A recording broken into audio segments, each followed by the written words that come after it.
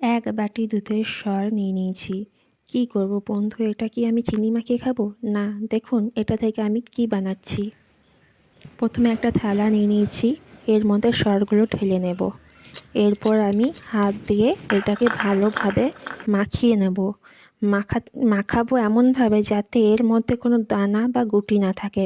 একদম সফট বাটারের মতো হতে হবে।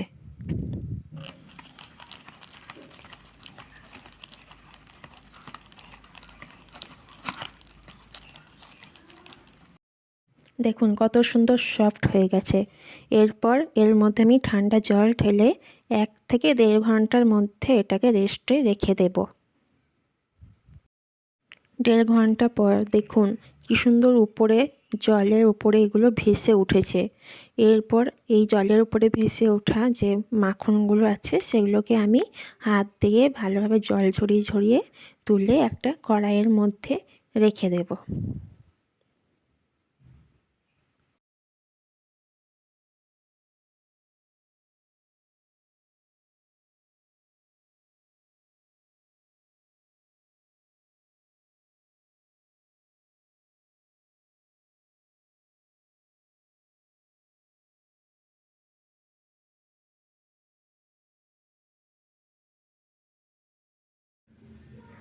এরপর আমি গ্যাস অন করে এটাকে বসিয়ে দিলাম।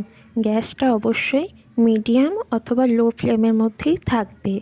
এটা কিন্তু হাই ফ্লেমে রাখা যাবে না, কারণ হাই ফ্লেমে হলে না তাড়াতাড়ি এটা পুড়ে যাবে আর তার জন্য ঘিটা তেতো হয়ে যাবে। তাই আমি এটাকে মিডিয়াম ফ্লেমেই রেখেছি। দেখুন কত সুন্দর ঘিগুলো বের হচ্ছে।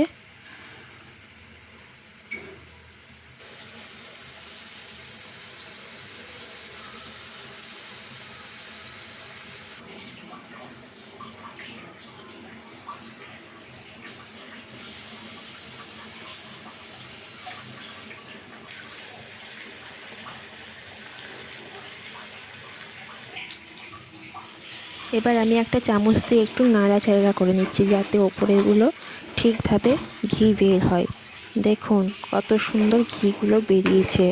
আপনারা কিন্তু চাইলেই খুব সহজভাবেই বাড়িতে এটা বানিয়ে নিতে পারেন। এতে আপনারা একটা খাঁটি ঘি পাবেন। বাজারে তো কেনেন কত ভেজাল দেওয়া আছে, আর এইভাবে বাড়িতে তৈরি করলে আপনারা একদম খাঁটি দেশি ঘি পাবেন। এই রকম অবস্থায় গ্যাসটাকে অফ করে 10 মিনিটের মতো এটাকে ঠান্ডা করে ছাঁকনি দিয়ে ছেঁকে নিলেই তৈরি ঘি।